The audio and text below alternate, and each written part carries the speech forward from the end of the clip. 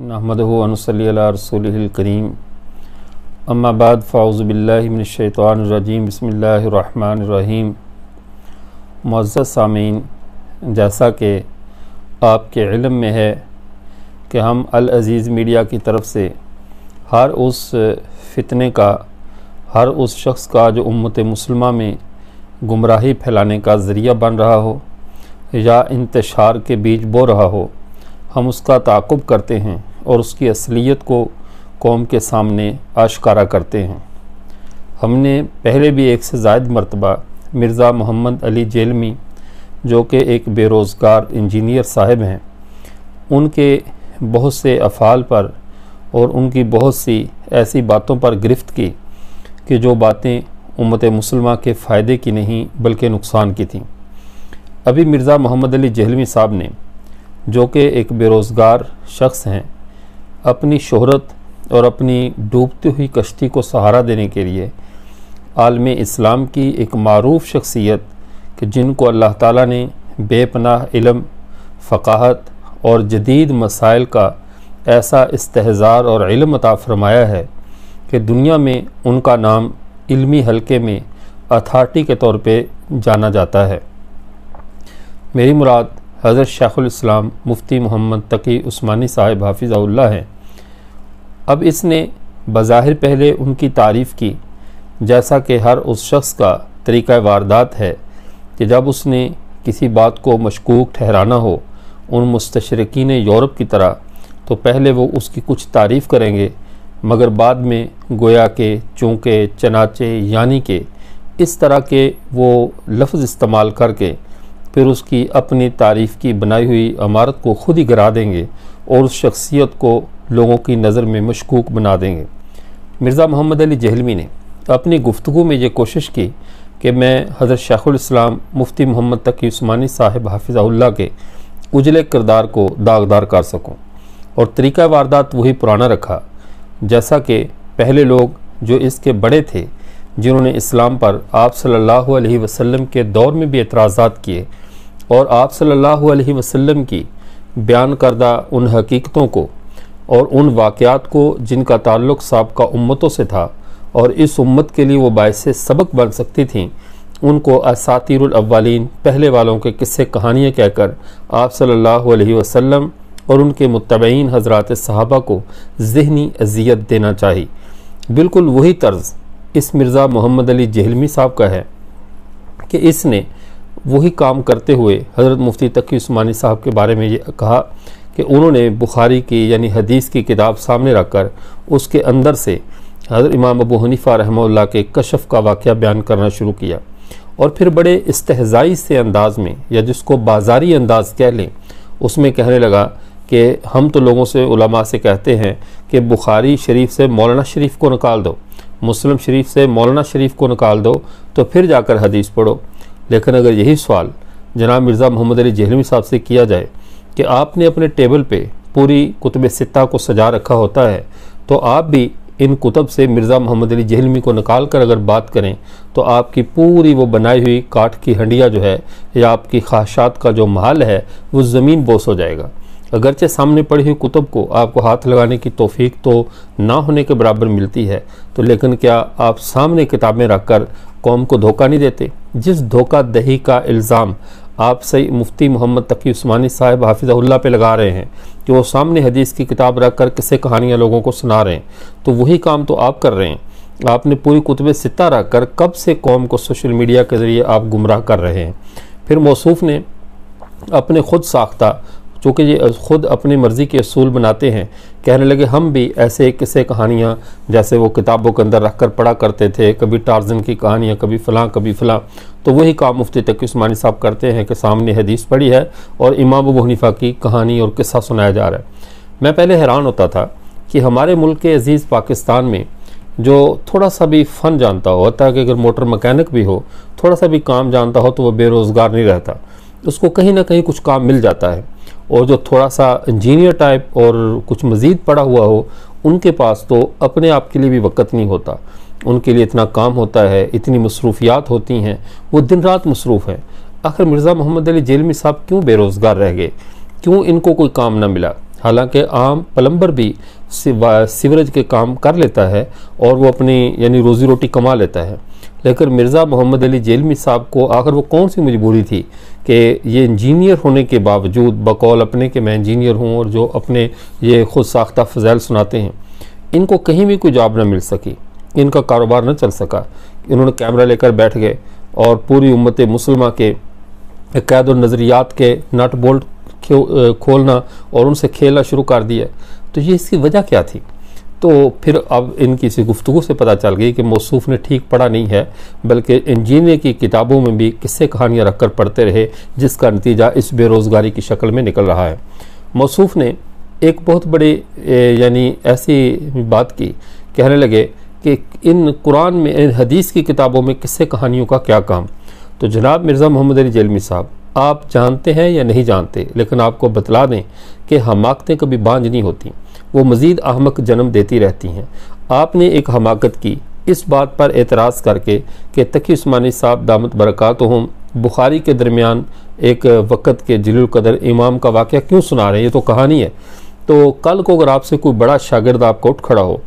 कुरान पाक में भी ये असातिरुल अव्वलीन है, पहले वालों की कहानियाँ हैं, और इसमें सूरह कसस का क्या काम है, ये तो किस्से बयान कर रही है, कहानियाँ बयान कर रही है। जिसमें सूरह यूसुफ का क्या काम है, तो यूसुफ अलैहिस्सलाम की कहानी बयान कर रही है। तो उसको आप किस बुनियाद पे ये कहेंगे कि कुरान में कहानियों का क्या काम? अगर वही सवाल वो इस बात में कर दे तो फिर आपके पास क्या जवाब होगा? इसलिए अहले हक़ के वो साथ मुखासमत अपनी ज़ाहिर करके अपने आप को दुनिया में सबसे बड़ा अलामा बनाने के शौक़ में ऐसी बेवकूफ़ी के रास्ते पे मत चलें कि जिसका जवाब कल आपके लिए भी दर्द सर बन जाए, जब आपके मुरीद यही सवाल कुरान पाक के बारे में शुरू कर दें, जो कि कुरान पाक हर सतह के लोगों से मुखातब है, अहले इल्म से भी, अवामुन्नास से भी, हर तरह के लोगों के लिए वो बात करता है कि अवामुन्नास किसस और कहानियों से और वाक़यात से समझते हैं और उकला अमसाल से समझते हैं। कुरान का यही उसलूब है। कुरान की आयत कहीं अकायद बयान कर रही हैं, कहीं अहकाम बयान करती हैं, कहीं अमसाल और कहीं किसस बयान करती हैं। तो ये इस उसलूब पर अगर कल को कोई कुरान पाक में बयान करदा वाक़यात जो साबका अक़वाम के वाक़यात बयान हुए हैं, उनको असातिरुल अव्वलीन कहकर, किस्से कहानियाँ कहकर अगर छोड़ना चाहेगा तो क्या आप उसको रोक पाएंगे? तो ये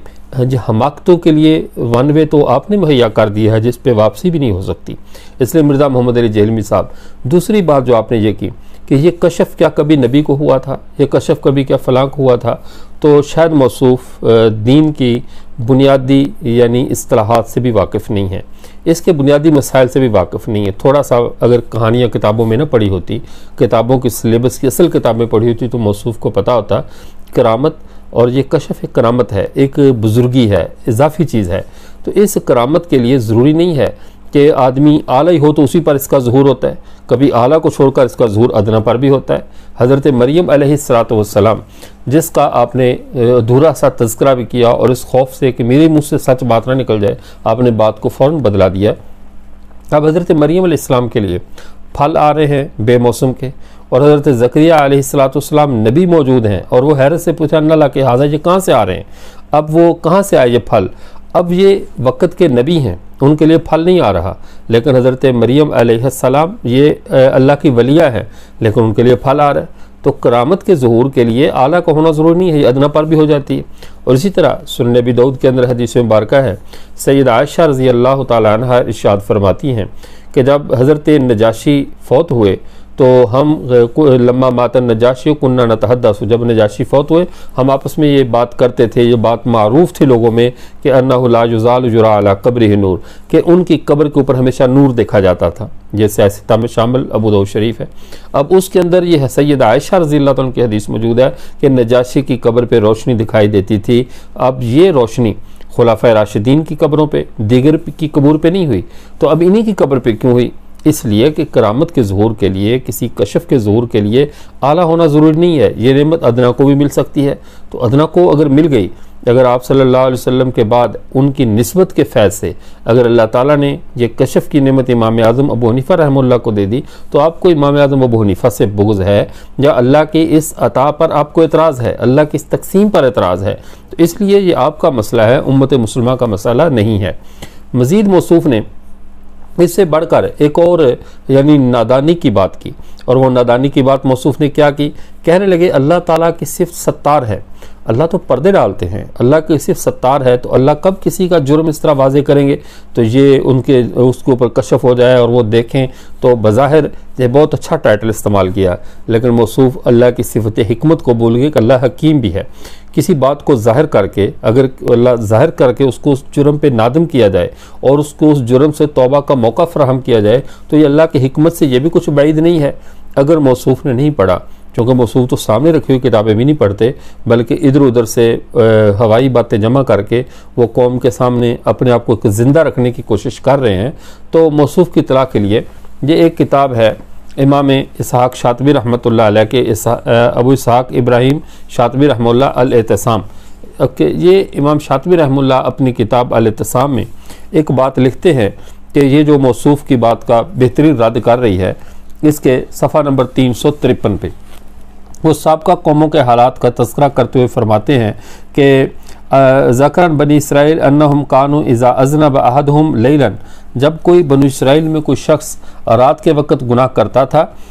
वअला अस्बहा वअला बाबिही मासियतुन मकतूबतुन, कि जब वो सुबह उठता तो उसका गुनाह उसके दरवाज़े के ऊपर लिखा हुआ होता था। और इसी तरह फरमाया वकज़ालिका फ़ी शाअनि कुर्बानिहिम, इसी यही हालत उनकी कुर्बानियों की थी। फ़इन्नहुम कानू इज़ा क़र्रबू लिल्लाहि कुर्बाना, जब वो अल्लाह के लिए कोई खालिस कुर्बानी करते थे तो फ़इन कान मकबूलन इंदल्लाहि नाज़लत नारु मिनस समा, जब वो कुर्बानी अगर अल्लाह के यहाँ काबिल कबूल होती थी तो आसमान से आग उतरती थी और फ़ाक़लत हो और उसे खा जाती थी, उस कुर्बानी को ख़त्म कर दी थी। व इन लम यकुन मकबूलन लम ताकुलहुन नार, अगर वो मकबूल नहीं होती थी तो उसको आग नहीं खाती थी। वफ़ी ज़ालिका इफ्तिज़ाहुल मुज़निब, और इसके अंदर तज़लील मकसूद होती थी गुनाहगार की। इफ्तिज़ा उसकी यानी उसको शर्मिंदा करना, उसको थोड़ा सा आर दिलाना मकसूद होता था गुनाहगार को कि उसकी तौबा यानी उसकी कुर्बानी अल्लाह के यहाँ काबिल कबूल नहीं हुई। अब इस बात को सामने रख कर जनाब मिर्ज़ा बेरोज़गार साहब ये आप बतलाइए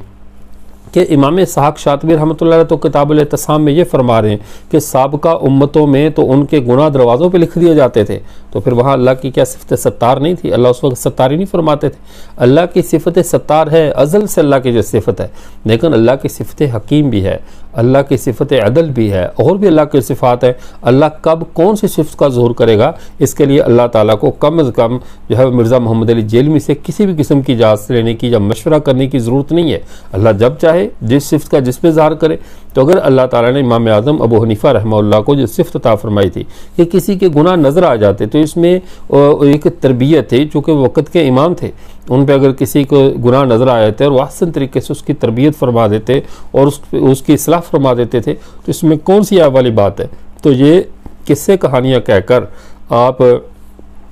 अपने वज़न को हल्का कर रहे हैं, आप अपना शुमार उन लोगों में कर रहे हैं कि जिन्होंने कुरान को भी किस्से कहानियाँ कहकर जान छुड़ाई थी कि ये तो पहले वालों के असातिरुल अव्वलीन, पहले वालों का किस्से कहानी है। तो आप भी ये हरकत ना करें। हज़रत शेखुल इस्लाम मुफ्ती मोहम्मद तकी उस्मानी साहब हाफिज़हुल्लाह, उन्होंने जो वाक़या सुनाया है वो वाक़या साबित है हज़रत इमाम आज़म अबू हनीफ़ा रहमतुल्लाह से और तवातुर से, मुसलसल उम्मत में मारूफ वाक़या और तवातुर सनद का मोहताज नहीं होता। और दूसरी बात यह है कि अगर ऐसा वाक़या तो ये ताल्लुक़ कशफ से है, इस पर कोई ईमान लाने पर आपको कौन मजबूर कर रहा है? अगर एक बुजुर्ग का वाक़या है, उसकी कशफ है या करामत है, तो आपको उस पर ईमान लाने के लिए कोई भी मजबूर नहीं कर रहा। ईमान सिर्फ अम्बिया अलैहिस्सलाम पर लाया जाता है, बकिया वाक़या है दिल में आता है मान लो, नहीं आता ना मानो। लेकिन ऐसा इस्तेहज़ा करना जिसके ज़रिए आप यानी इस्तेहज़ा करके उम्मत मुसलमा के जलील क़द्र हस्तियों को मजाक का ज़रिया बनाना, यह इंतहाई काबिल शर्म बात है। अल्लाह ताला आपको समझ अता फरमाए और आपको कम से कम कोई ऐसा रोज़गार नसीब फरमा दे